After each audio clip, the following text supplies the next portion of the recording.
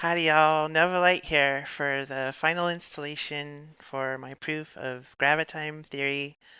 I'm really excited to be here. I'm really excited to share this with all of you, and I hope something comes of it. Um, what I'm going to show today is why the fifth dimension is the upper limit to all matter, and what that means and why that matters. Looking at this, what I've always wanted is to understand uh, our place in the universe, and I feel like humans like to ask the question, "Why are we here?" A lot. A lot of our culture, a lot of our philosophy revolves around this, and uh, according to my theory, there actually isn't a reason why.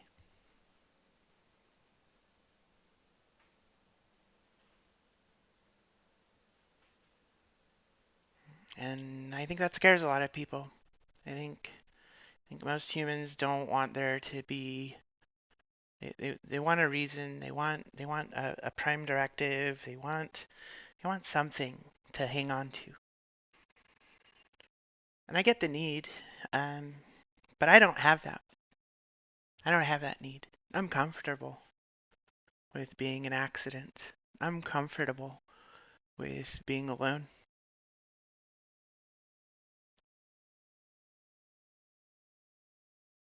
Because that's actually where I've lived most of my life.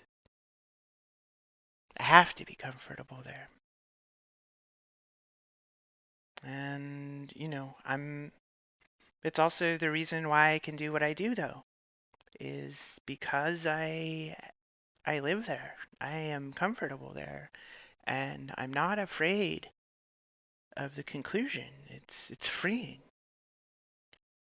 If there is no reason for our presence here, if we are an accident, then everything we do here actually matters more. Because we get to decide. We get to decide what to do with this place.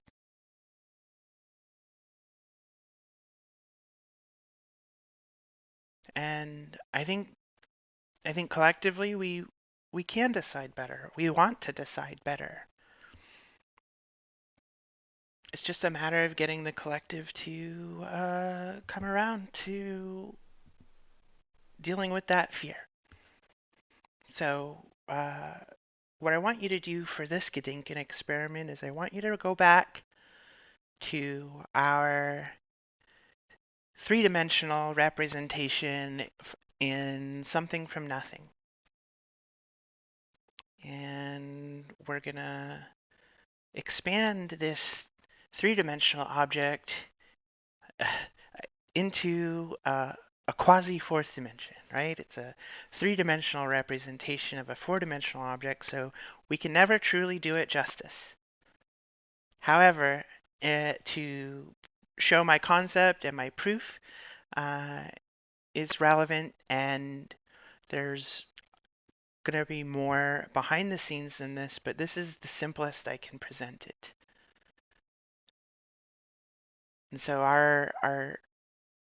this isn't just two triangles of three dimensionality. This is an infinite number of them in this region here, and the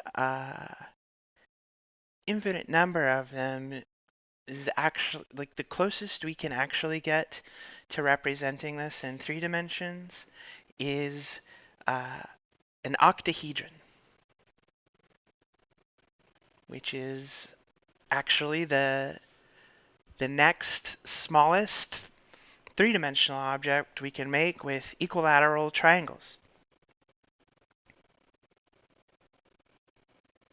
And the equilateral triangles are actually the reason we can't go beyond the fifth dimension. We can make this four-dimensional quasi octahedron here out of triangles, but what this is actually representing is infinite freedom in the fourth dimension. So there should be, it's not just a line of these, it's an infinite number of these in all three directions if we wanted to actually represent this in three-dimensional space.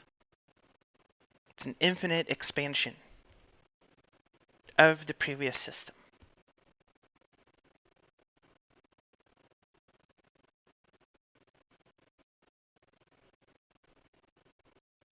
And so expanding this, again, we can add a fifth dimension of freedom, and we get even further away from being able to represent this, right? Now we're representing the shadow of a projection. And the real fifth dimension, the actual fifth dimension mechanics is incredibly difficult to speculate upon. Even four-dimensional is difficult to speculate upon. But if we try to make a shape larger than the icosahedron out of our core triangles, it falls flat. It falls apart. There's no amount of geometry from starting from true nothing that can create a six-dimensional object. To do that, we would have to have a completely different foundation of our physics, and the universe always has the highest compression ratio available. It uses the least amount of information to accomplish the acceleration of matter, and that is the only thing that the universe is doing. It's an accelerator. We live in a giant cosmic accelerator. Philosophically, this means all kinds of other things. We could sit here and conject what is happening in the fourth or fifth dimension, and nothing we can do or say could possibly have any relevance there. It's so foreign. It's so alien. The physics in those realms won't even resemble anything remotely close to ours. I do think that there will be four-dimensional light. I do think that there will be five-dimensional light. And I do think that we may be able to potentially peer around the edge of our universe to see four-dimensional light in the four-dimensional superposition of objects in our universe.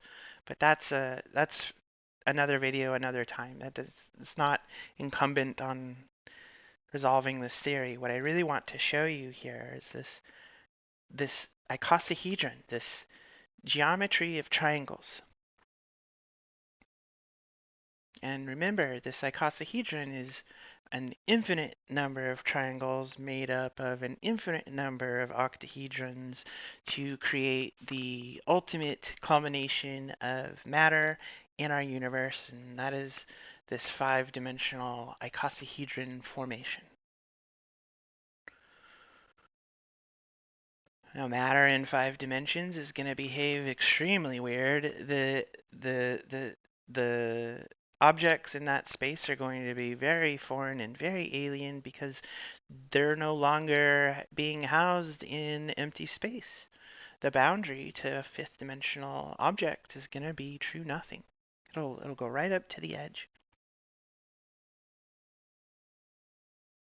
And that bound of true nothing is the circle. We're probably better off imagining a torus and a ring of a torus as it goes from the lowest energy state of true nothing to the highest energy state of five dimensionality, and anything beyond that will fall back into true nothing. It'll disintegrate. I suspect that there's entropy in 5 dimensions that causes this phenomenon. But again, any sort of 5D speculation is totally alien, totally conjecture.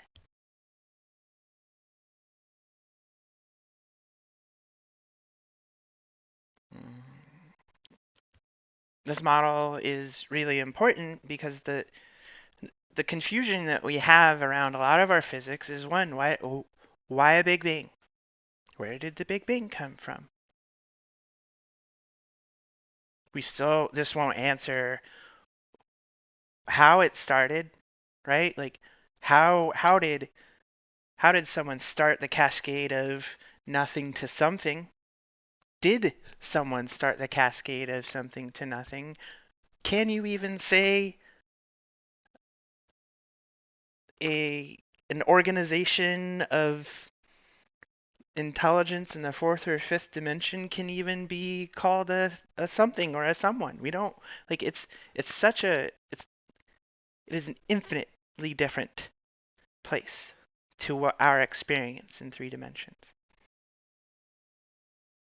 So those questions are going to remain tingling for quite a while. However, the being able to pinpoint exactly where we are in this chain, being able to understand the beginning of our universe, and also being able to predict the end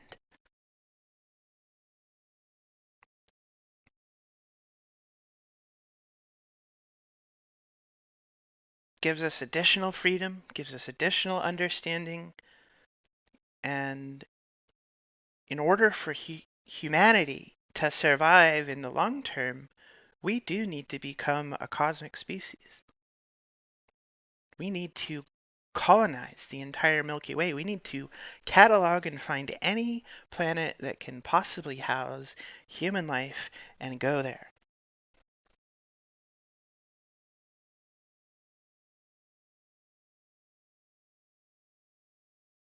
Because if there is no reason, we can do whatever we want. And whatever we want, the thing humans love the most is pushing the boundaries, right? We love exploring. One of the big gluts that I think that we're experiencing in the 21st century is the computers have made everything easier, and we're collectively just really fucking bored. Humans have been challenged for our entire species' existence in ways that you can probably imagine, but you are going to have a really hard time actually empathizing with the life of a hunter-gatherer, or the lives of proto-humans, or the lives of uh, any of our very distant ancestors.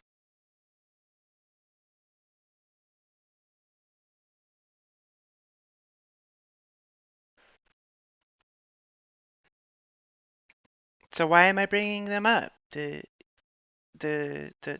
this early formation of human civilization formed around the these hunter-gatherer tribes, and there's some fairly compelling, strong evidence that human tribes prior to settling were never larger than 255 members. And when I heard that number, I was like, oh my gosh, that's a crazy number. 255 is a crazy number.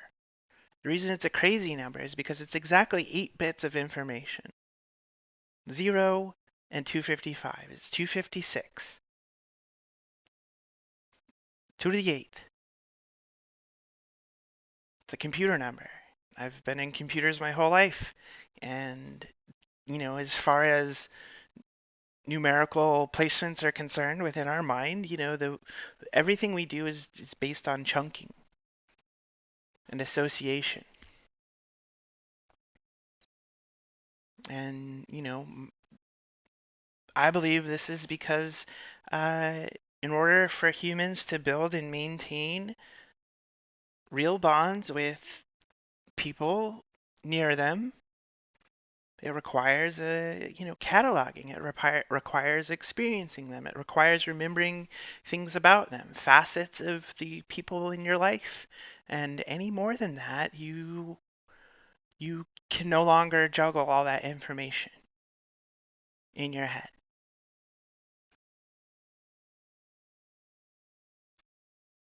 And so these tribes, anytime they got too big, they would fracture, they would fight each other, they would splinter, they would go through internal warfare, they would have feuds and battles with each other. And human survival in this period was predicated on your ability to recognize your tribe and the other. The other is open season.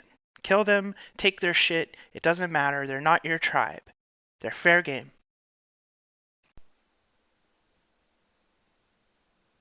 And it's how humans cope with dehumanizing another human. You put them in the other tribe. They're not your tribe. You don't have to protect them. You don't have to care about them. In fact, you kind of want to kill them.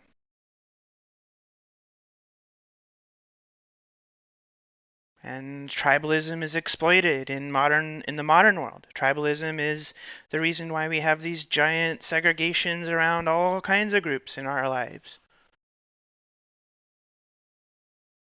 And this attempt to subdivide ourselves into these tribes I call it failure to metagroup.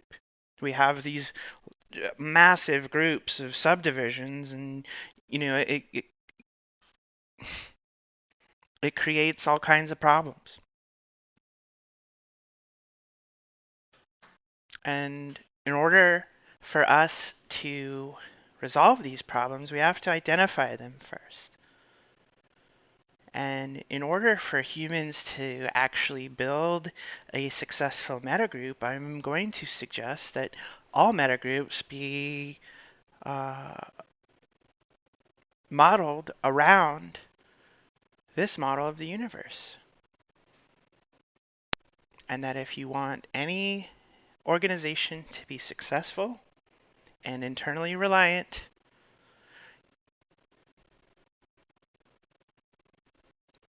any team or subsection must be at least 255 members or less. And at most, you can have 5 dimensions of strata, whether it's in your local group or not, or a business or society, doesn't matter. We need to actually incorporate this number into the way we're doing things, because it is inherently built into us instinctually. And if we admit that we have this instinctual need, we will find that if we operate our large systems in this manner, they'll function smoothly. And the reason our large systems don't function smoothly is that you get conflicts of interest and disassociative stratification. And that means the people making the decisions are not the people that are best able to make the decisions. They've been stratified away from them.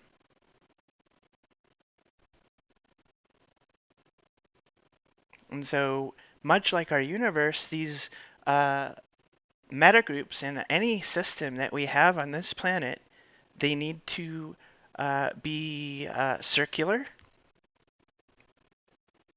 So if you have an organization with 5 degrees of strata, the accountability matrix means that if you're at the top of that strata, you are circularly accountable to the bottom of that strata.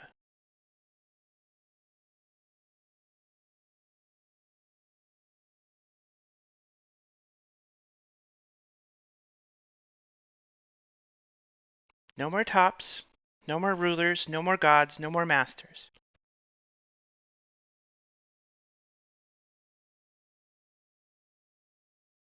And what you'll find is that anybody that has to make a decision in that space now has to protect their tribe. and they will do so at all costs. And in order to be accountable to the rest of your organization, the oversight must come from somewhere. Who watches the watchers, right? Who polices the police?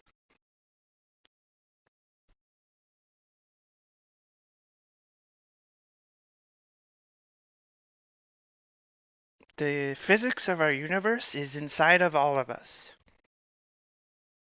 The duality you feel is the universe, trying to understand itself. We are from the same origin, and we are all heading to the same destination.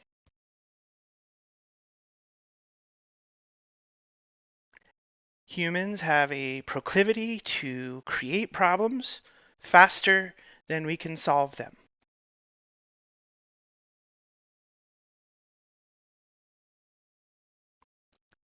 To create a sustainable world, a sustainable society, and a sustainable species, we have to work collectively. I'm not talking about peace. Actually, I think peace is a total fantasy. There's no such, humans are never, we're never, ever all going to get along. Okay? It's not possible. And that's tribal mechanics. It would take us hundreds of thousands or millions of years to actually get that out of our genome entirely, if at all possible. Who knows how core that is to our genetic makeup? And I think that if we can identify humans' proclivities, we can then take a needs-based approach to the way we build this world, to the way we build the large structures in this world that continuously go through these terrifying boom and bust collapses. Entire societies rising and falling, and none of them are stable. There's no idiom, there's no ideology that can save us from ourselves and human nature and our built-in instincts for survival. We need to meet those. We need to meet those needs collectively and individually.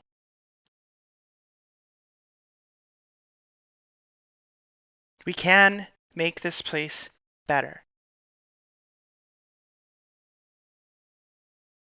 Humans are incredible. When we successfully metagroup, we do shit like fly to the moon and back. We can invent airplanes. We can invent computers. We you know, in order to have a computer, your pocket computer requires a metagroup of millions of people. Billions of human hours have gone into every foundational building block to get to the system where you can have an internet connection in your pocket almost anywhere on the fucking planet.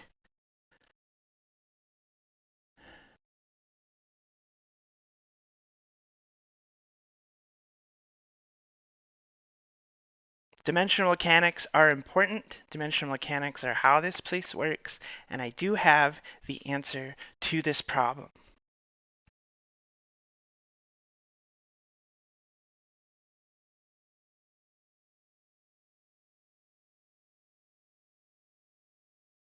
I hope by now you've come around to my standpoint. I hope by now you have come around to see how what I'm talking about makes sense, how it solves the problems of dark matter, dark energy, the Hubble tension, and inflation.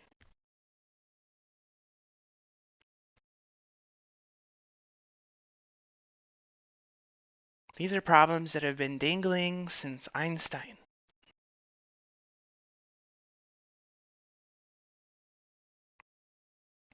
They're currently spending billions of dollars looking for dark matter. Every experiment so far has failed to confirm it because there's no such thing. Dark matter originally was it,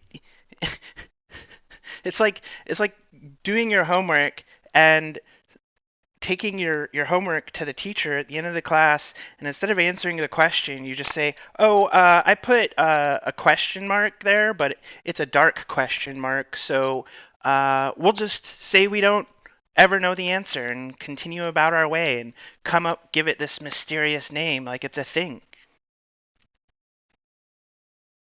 It's not. There's no such thing. There's no such thing as dark matter. There's no such thing as dark energy. These are illusions of our multidimensional universe. Thank you so much for your time. Thank you so much for coming all this way with me. And I hope you can share this with people close to you. I hope it broadens your horizon. I hope it gets you thinking about this place and things that we can do to change it.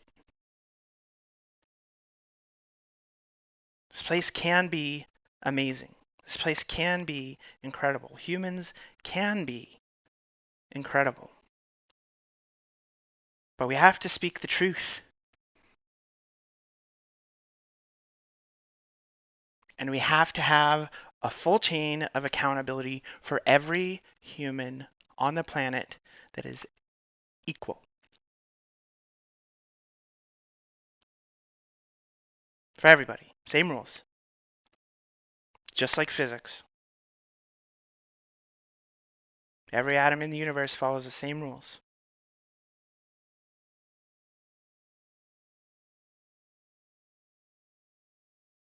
I'm going to do one follow-up video for this with some additional thoughts and other ways that you can support me. That's probably enough of your time today. Thank you again for watching, and thank you for being here. I love you.